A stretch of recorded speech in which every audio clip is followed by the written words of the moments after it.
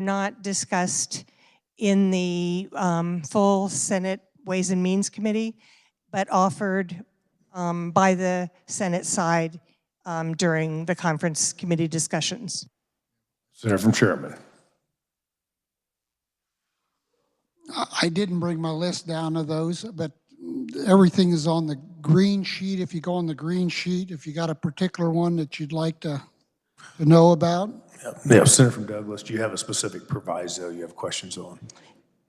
I don't, and somehow now here I'm given a green sheet, but I'm assuming it might be the proviso with regard to Kansas State University and Salina, jet pilot training, the Department of Commerce, star bonds, the state historic, that was proviso number 8, proviso number 12, the State Historic Society, Quindaro ruins.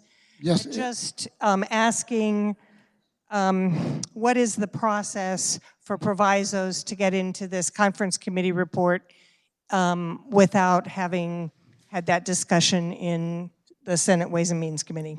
Senator from Sherman. Thank you, Mr. President. Well, I can answer on these in particular. She brought up the jet plane for the Kansas State University. They're purchasing a jet plane, and they're going to use that for numerous things. They're going to use it for travel for the president. They're going to use it for some sporting events. They are also going to use it for education. They're going to train pilots at Kansas State. They currently are training pilots, and this would give them training on a jet plane. Senator from Douglas. Thank you, Mr. President. I think my concern is really with the process and the idea that there is an opportunity for just a few individuals to offer provisos, have them put into a conference committee report, and no opportunity to make any changes. But on another subject, I want to say that I really appreciate the proposals that were made for state employee pay. I understand that and had been lucky enough to be on the committee that reviewed that state employee pay and know that we're trying to identify market rate. So my request is really for those in this chamber who are members of the Legislative Coordinating Committee. I guess the question first would be, am I right to understand that temporary employees for the legislature would not be eligible for these state employee raises? Senator from Sherman. Thank you, Mr. President. Let me make sure on that.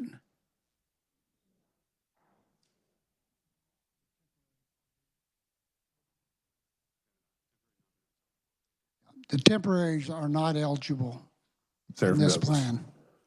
Thank you, Mr. President. That was my understanding. So I recognize that this is a great step towards state employee pay, and hope that because we've made this step, if we do, in adopting this budget, that the Legislative Coordinating Committee would consider comparable raises for our temporary employees, our office assistants, the doormen, the other people at the Capitol who certainly deserve to be considered as we look at employee pay. Thank you very much. Senator from Wyandotte, Senator Petty. Thank you, Mr. President. First of all, I want to thank the chair of Ways and Means and the vice chair for their hard work and for the opportunity to be part of that team. Not that I necessarily totally agree with everything that occurred, but I think that there was both of them have done a lot of hard work, and it definitely was a learning process for me. I do think that the omnibus budget has addressed many of those issues that I I think a lot of us felt were missing, particularly the state employees' pay piece, and this may not go as far as we all would like, but it certainly, with compromise, has included nearly every category and is addressing it in hopefully a better distribution way than just a straight 5% across the board. There are a few categories like in the ag department with water, where there's some special money that's been put in because of the need for engineers and how difficult it is to hire them and find them, although many of our departments have faced with that.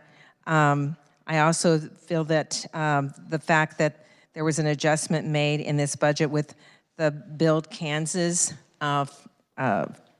money to help draw down the billions of dollars of federal funds over the next 4 years will make it that much easier for local units of government to be able to, with the help of the Department of Commerce, to access those funds, and whether they are for all types of infrastructure.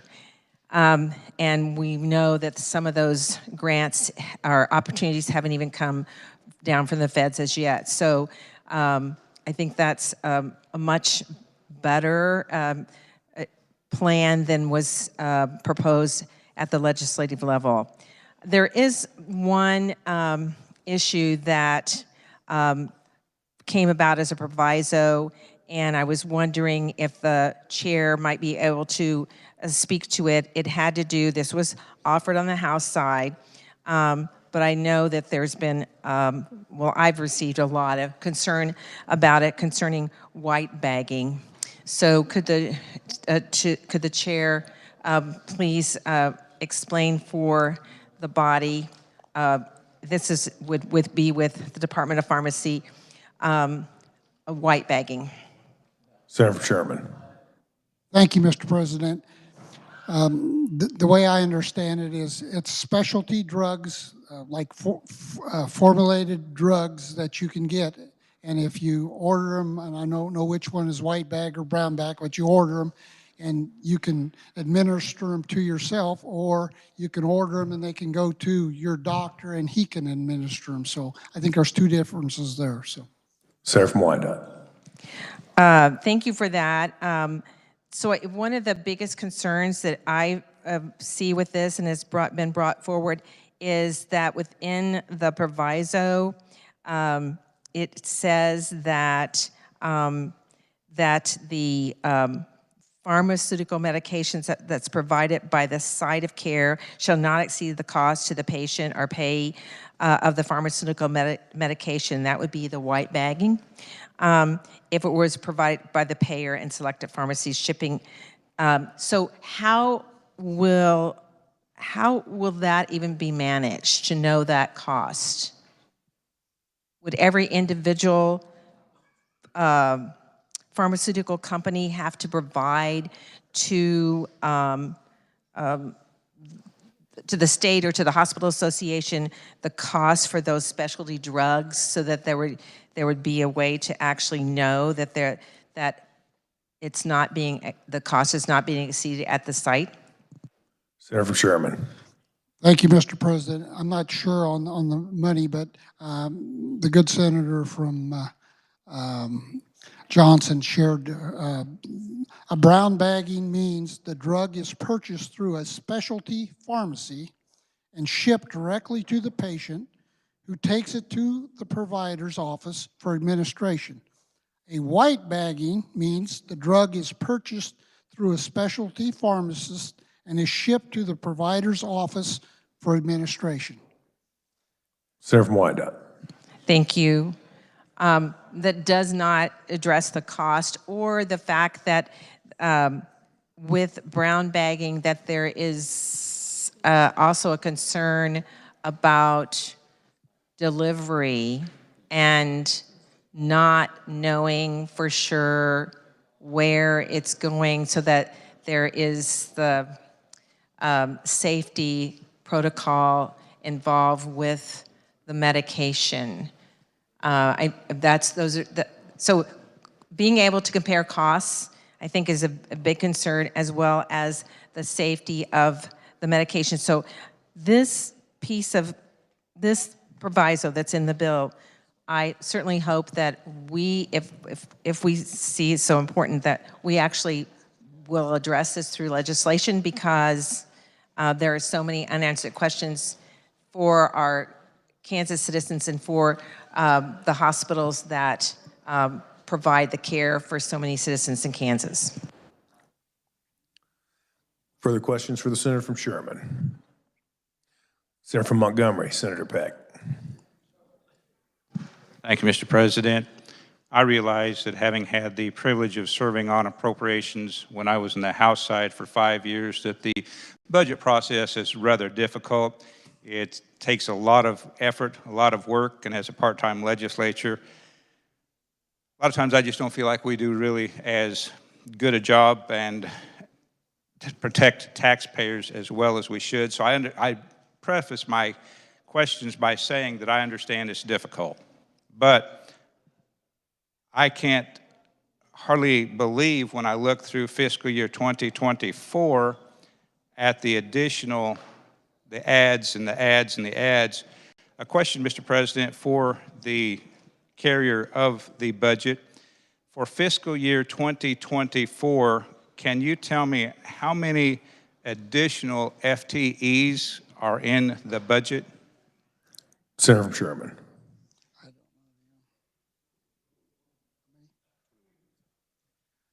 It's 21.7. Senator from Montgomery. Thank you, Mr. President. I'm not understanding how we come up with 21 when going through the green sheets and looking at all of the additional FTEs and separating those out. I come up with over 50 additional FTEs when going, again, through the green sheet that we were given just a little over an hour ago for fiscal year 2021. So can the carrier, Mr. President, help me understand why the green sheet, when you look at the 2 here and the 1 here and the 12 here and the 15 here, et cetera, that adds up to 50 plus, and then now we're being told that it's only 21 additional FTEs. Senator from Sherman.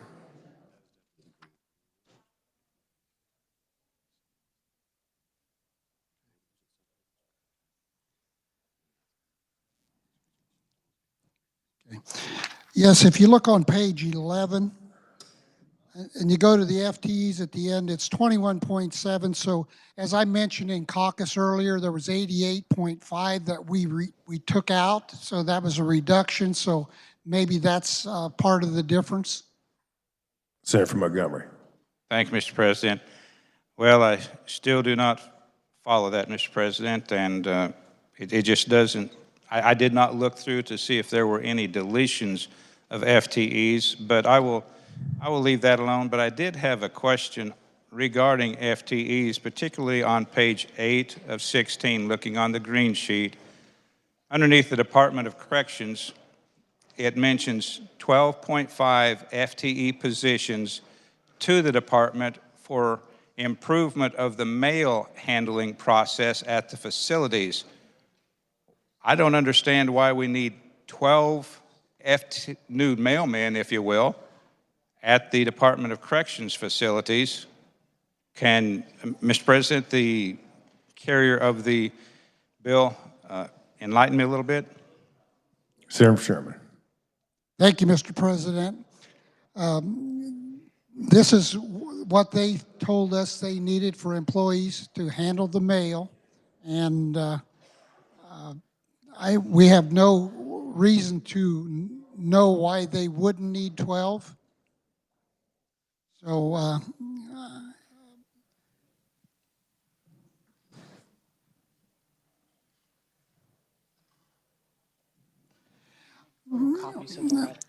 okay, I'm being told that it takes quite a few folks because of the contraband that's coming in.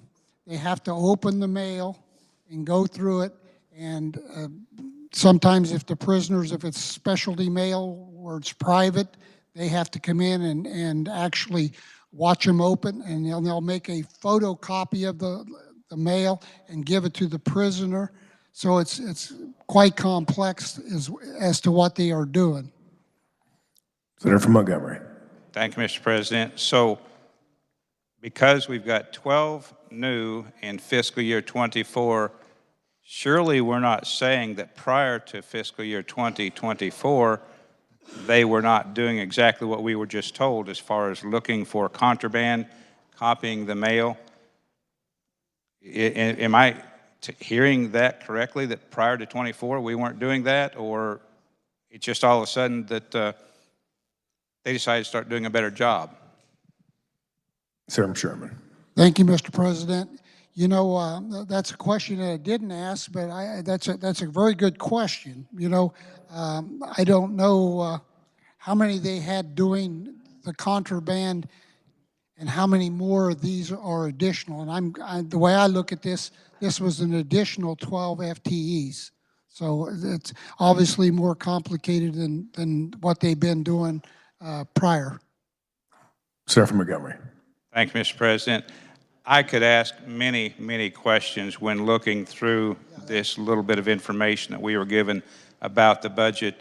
But Mr. President, it seems like every single year we're adding expenditures, and I realize we've had some one-time money from the federal government that is being expended in the last couple years, and we probably have some of it for another year or so.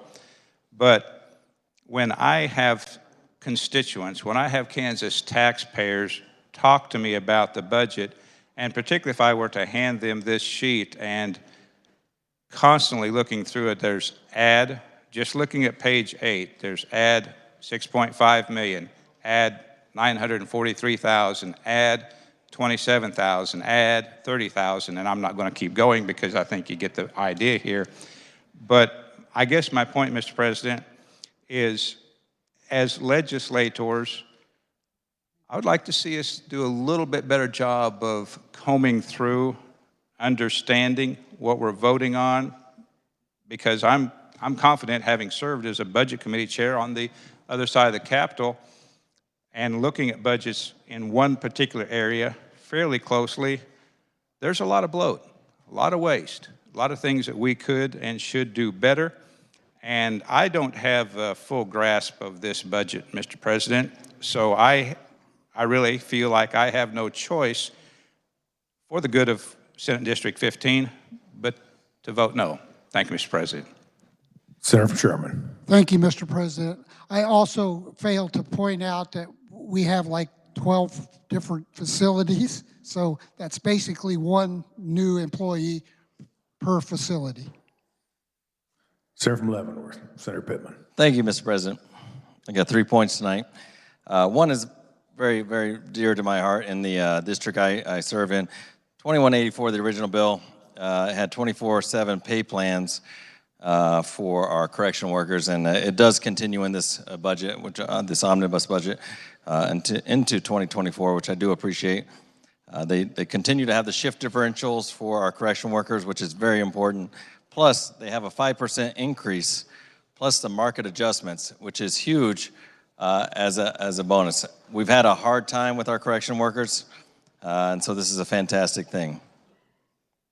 Secondly, I've got to thank Mr. President, you, for advocating for the domestic violence extra spending. I think it's a huge thing. I advocated for it when we were in the committee with CASA and the VOCA piece. I think that $5 million to fight what we have as an epidemic of domestic violence in our state, I think it's a moral issue that we've added extra funding to, and I think that's a fantastic thing, and I thank you personally for that.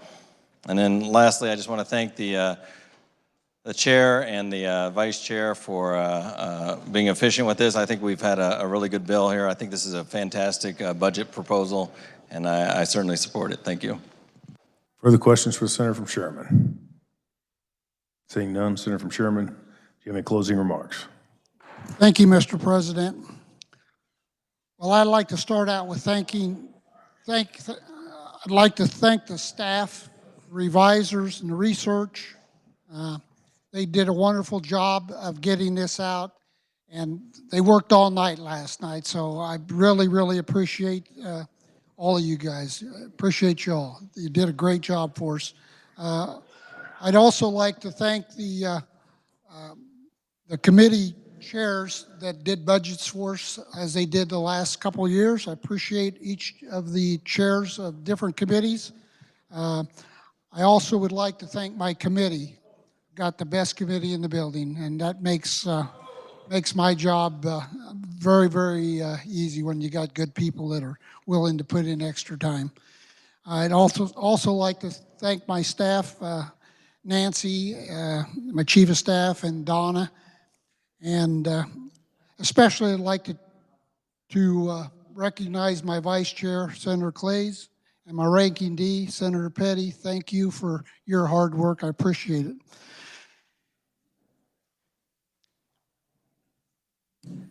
So I would, I need to move this? We have the motion, if you're Okay, done. okay. Thank All you. right. So, I was looking for it. yeah, just so make I sure made you're it done. early. Thank you, Okay, so. thank you. Appreciate that. So you've heard the motion, we've done the explanation, we'll hold for final action. We are now ready for final action. On this roll call, we will take the following: the conference committee reports on Senate Bill 25 and 106. Clerk will read the titles. Senate Bill number 25, an act concerning insurance. Senate Bill number 106, an act concerning motor vehicles. Clerk will call the roll. Alley. Baumgardner. Bellinger. Blasey.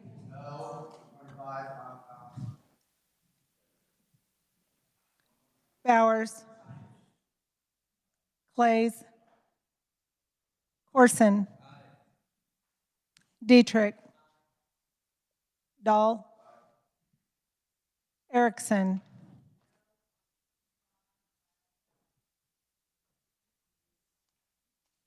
Fag. Faust Godot. Francisco.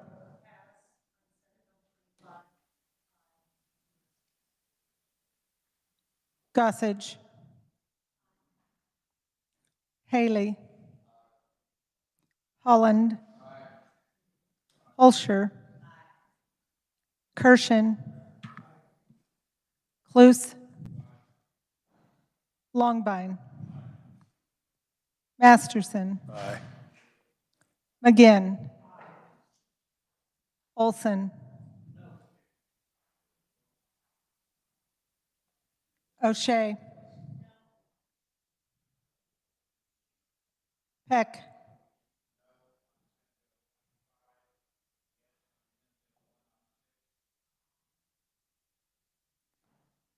Peterson.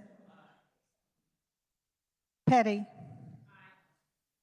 Pittman. Pyle. Reddy. Reichman. Schallenberger. Steffen.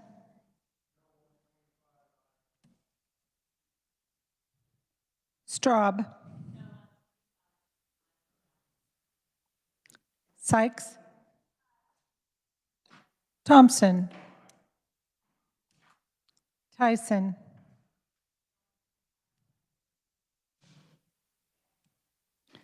Ware. Warren. Wilborn. Has every senator had an opportunity to vote? Does the senator wish to change their vote? Senator from Shawnee, Senator O'Shea. Thank you, Mr. President. On SB 106, I vote aye. Senator from Miami, Senator Baumgardner. Thank you, Mr. President. I vote no on Senate Bill 25, aye on 106. Further explanations or changes? Seeing none, clerk will close the roll, tally the vote. Oh, sorry, Senator from Lynn, explanation? Yeah, explanation, Mr. I'll allow it. Thank you, thank you. We are increasing our government spending to the point where it's out of control and not sustainable. But we're not willing to give taxpayers a tax cut in order to help them pay their bills. Mr. President, I cannot support this budget, and I would not support this budget. Thank you, Mr. President. Would you like your mark spread on the journal? Anyone else? Seeing none, we will now close the roll. Tally the vote.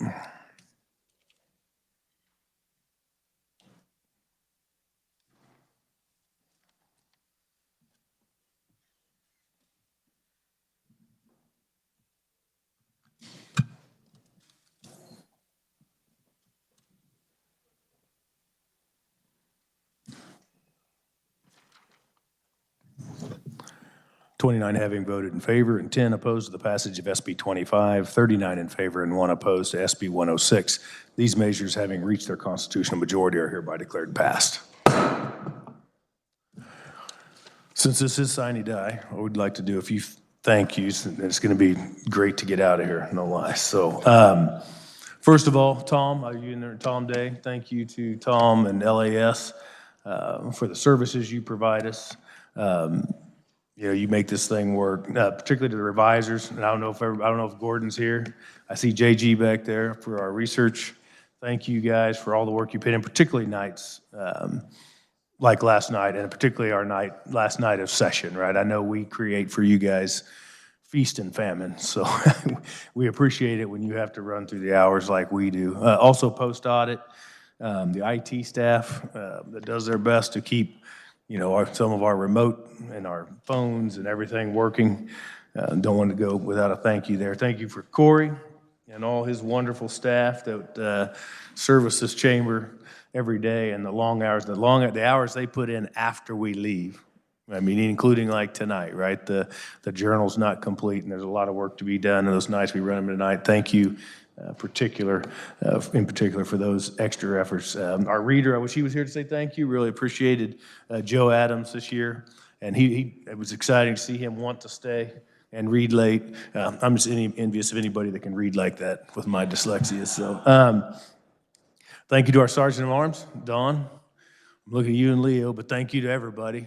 John, David, I'm going to miss some names, but thank you for the smiles when we walk in, and sometimes the jokes and the fun we have as we come and go, and on top of your duties, keeping us in line, and for that. I'd like to say a particular thank you to my OA, Rosemary, who manages the front door. She's like a second mom to me. She and takes some kind of brutal phone calls. Right, we had some bills where she took some pretty profane stuff this year, and so particular thank you to her.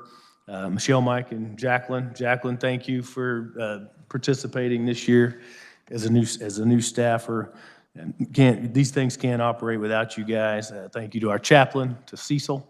I always appreciate his prayer cover, and to Doug. I see him up in there, our often guest chaplain. Appreciated your contribution to this chamber this year.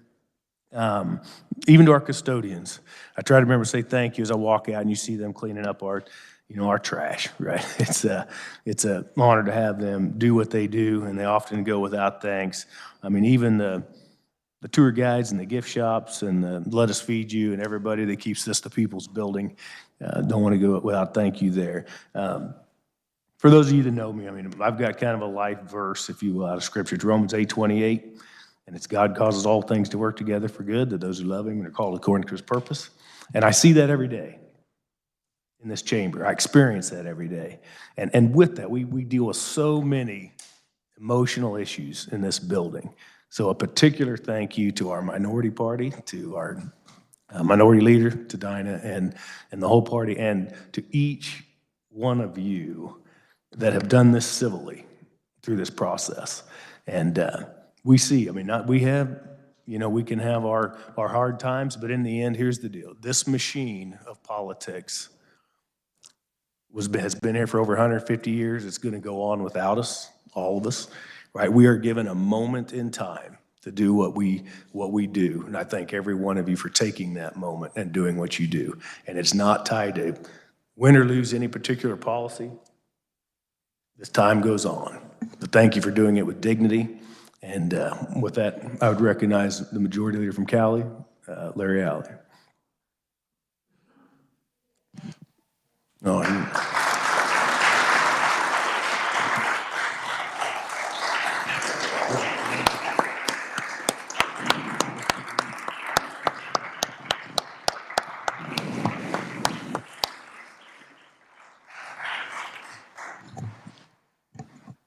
Thank you, Mr. President.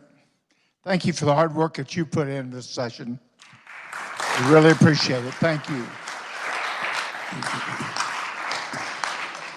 And Minority Leader Seitz, thank you for the work you've been, the cooperation we've had the whole session. It's been nice working with us, and we do appreciate all the work that you have done. Thank you.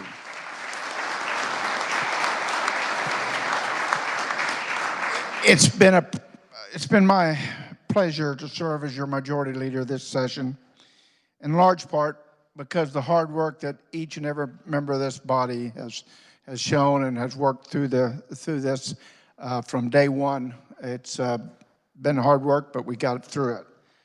My office recognizes and appreciates the hard work done by the chairs. That's where the real hard work is in the chairs and the vice chairman. We appreciate what you have done and how you've guided this body to get to this point today. And while it's always been difficulty in some ways in fashioning and managing our workload, I'm impressed by how well we maintain the spirit of cooperation and the willingness to do our hard work. It is hard work being here at whatever time it is now, 10:10. But I think that in the end, it's the work, it's what we accomplish that sets us apart. So thank you again for that. I particularly want to echo the remarks of our president and thank our caucus.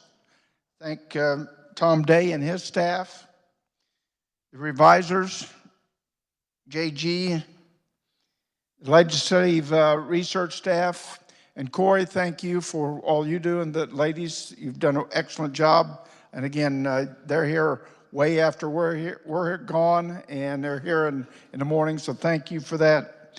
And then last, I'd like to thank my staff, Eric and Kathy and Marcia. They've done an excellent job, and I just want to say God bless and thank you very much.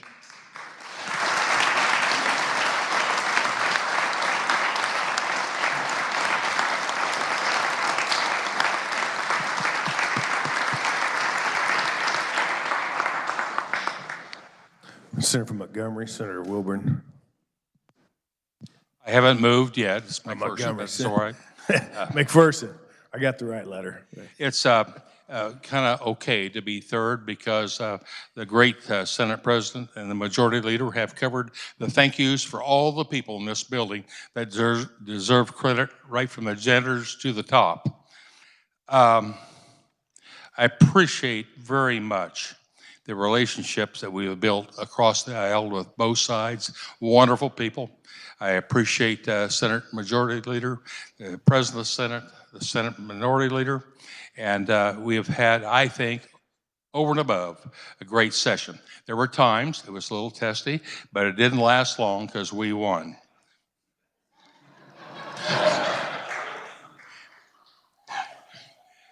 On a very serious note, I do want to thank my Chief of Staff, Darnell. No, I'm just kidding. Darren Beckham, Chief of Staff, and Shane McCoy, a Legislative Assistant, who's sitting in the gallery. And thank you. I love you all so much.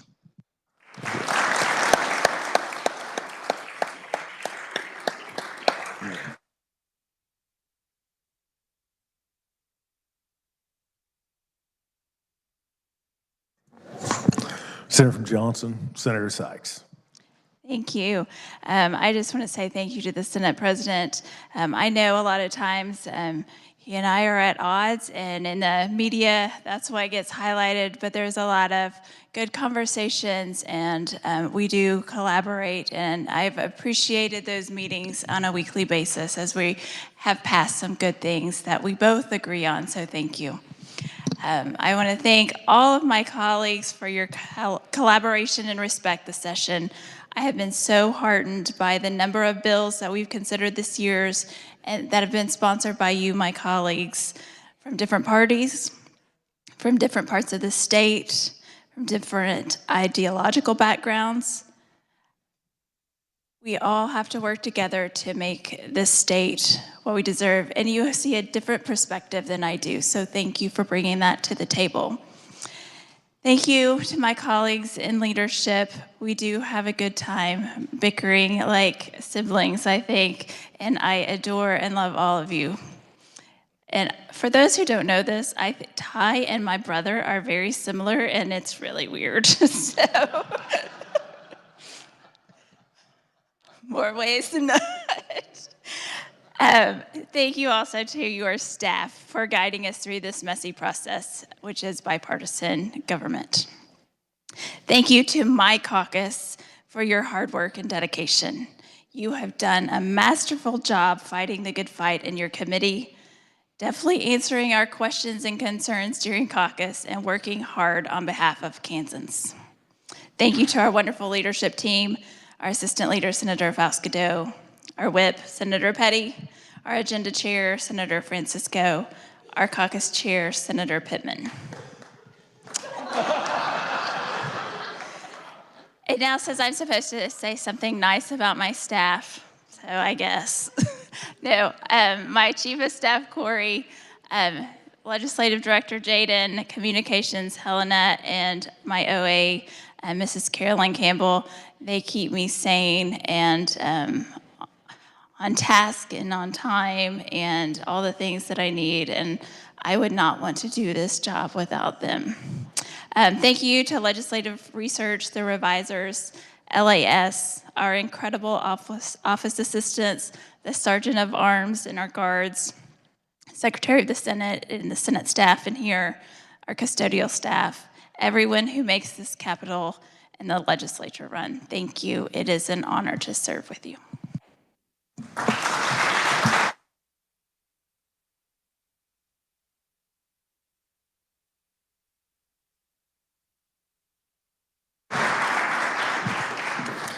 I look forward to meeting your brother. Assistant Majority Leader, do you have any remarks, Senator Erickson? Our Whip, Senator Cluse, do you have any? Are there any further announcements before we adjourn? Seeing none, Chair recognizes Majority Leader from Cali, Senator Alley. Thank you, Mr. President. In compliance with HCR 5016, I move the Senate adjourn, sine die. You've heard the motion. All those in favor say aye. Aye. Opposed, no. It's truly an honor to serve you all. As President of the Senate, I declare the 2023 session adjourned, sine die.